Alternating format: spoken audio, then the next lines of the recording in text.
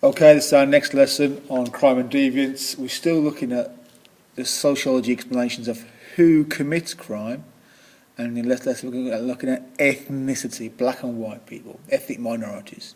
So we're going to study the links between crime and ethnicity, to understand the complexity of the issues, develop our thinking skills. Complexity. This is complicated. Black people commit more crime is simply not true. It's simply much, much, much more complicated than that. In the book, we're on page 113. Before we carry on, just a reminder, by ethnicity, do not refer to skin colour. Ethnicity is a cultural thing. It's what's going on in your head. So Afro-Caribbean, black African, genetically the same, ethnically different. Keywords are statistics, numbers. Disproportionate, if the numbers don't add up, they're not the same mixture. If it's not the right mix, it's disproportionate. Ethnic subculture, Afro-Caribbean, black African, etc. Labelling, you remember what that means. Self-fulfilling prophecy, big part of this topic. Discrimination, class and media stereotypes. Okay, so let's just first off looking at some actual stats. Yeah? So, black people, ethnic minorities who are non-white, the last time this work was done, they were 5% of the population, and yet they were 10% of all the people in prison. Afro-Caribbeans in particular, 2% of the population, 9% of all the people in prison. This is disproportionate. Yeah? If the population is 2% Afro-Caribbean, the amount of people in prison should be 2%, not 9%. So here it tells you there's something going on. So for whatever reason, more black people than we'd expect to be are in prison. Yeah, that's what this says. This is not evidence that black people are criminals. It's evidence that more than there should be are in prison. Yeah? Clearly, in sociology, if you look at something like that, the next question is, well, why? How come? And there's obviously, as usual, a variety of different explanations. First off, there's the genetic argument. Yeah? As advanced by people like Charles Murray in modern days, or Lambrosco, maybe 150 years ago, says it's genetics. There's something about these people, it's in their DNA, it's in their evolutionary status. You know, they are less advanced than white people. That's what Lambrosco would have said 100 years ago, 120 years ago. Genetically, they're stupid, according to Charles Murray. There's genetic arguments. Now, as I hope we've got by now, this is rubbish. This argument is just not right. It's incorrect. Yeah? But it is out there. But sociologists would look at, oh no, well, it could be something like a subculture. Yeah? So if you have a group that is poor, if you have a group that is more likely to be unemployed, you have a group that is less likely to be in education for a variety of reasons. You have a group that is basically chucked out, kept poor.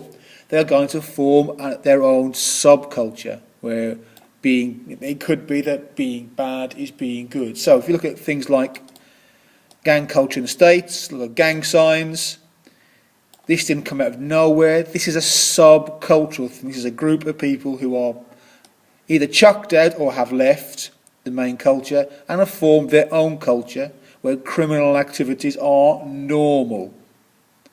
And a big culture arises around this over the years. So it could be a subculture. It could be labelling. Yeah? Labelling and self-fulfilling prophecy. So the police are stopping and arresting this black lad because they have labelled him as more likely to be a criminal. Yeah? If once you've labelled a group as criminals, you arrest them more, you find more of them are guilty, and then you've got a self-fulfilling prophecy set up. So look at these pictures here.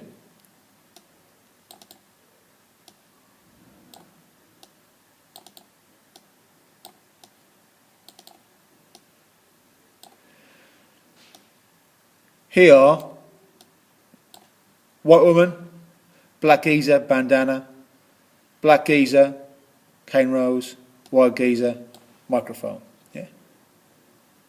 Who would you have said are the drug dealers? Now, most people would say, well, it's these two. But in fact, he's an actor. He's just some guy from the internet. This guy is Howard Marks. He's one of Britain's most prolific, that means successful and continuous drug dealers. And this woman here is also a big-time drug dealer. Here she is in prison. Yeah. But labelling would say, oh, it's these. So if they get labelled, they get stopped. If they get stopped, they're more likely to be found guilty of something. And then you get a self-fulfilling prophecy.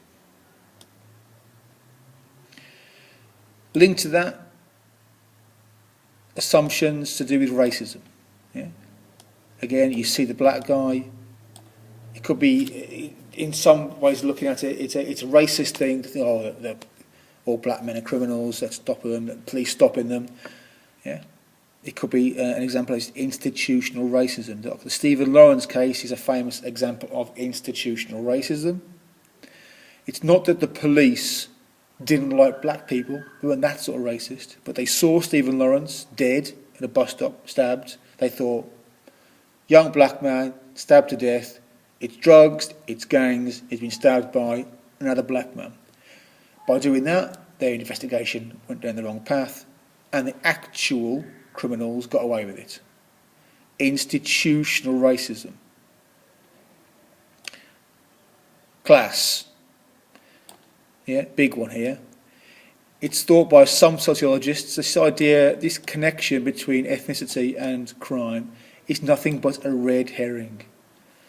The black people who are arrested and in prison are working class. That's why they're committing the crime. That's the root of the criminality. That's the root of the subculture. That's the root of the racism. That's the root of the labelling. That's the root of everything. It looks like it's ethnicity. It is in fact class, because black people are more likely to be working class. Yeah? And finally on this, there's media stereotypes. We have stereotypes of black people as being criminals because the mass media gives us those stereotypes. So this is why the old lady picks up her bag on the bus when the black lad gets on, because she's been told by the media black lads are criminals. We rarely see these sorts of pictures. Middle-class black people, in fact, when we see black people on TV, on the media, we see pictures like this. And in class, we'll also crack on and do this essay. Yeah? Discuss how far sociologists would agree that the disproportionate numbers of ethnic minority people in prison is the result of these groups having a deviant subculture. And to what extent is it other factors, is the invisible bit of the question. Yeah? We'll go for this in class, and the answers are all here. It's a question of putting all this into an essay form.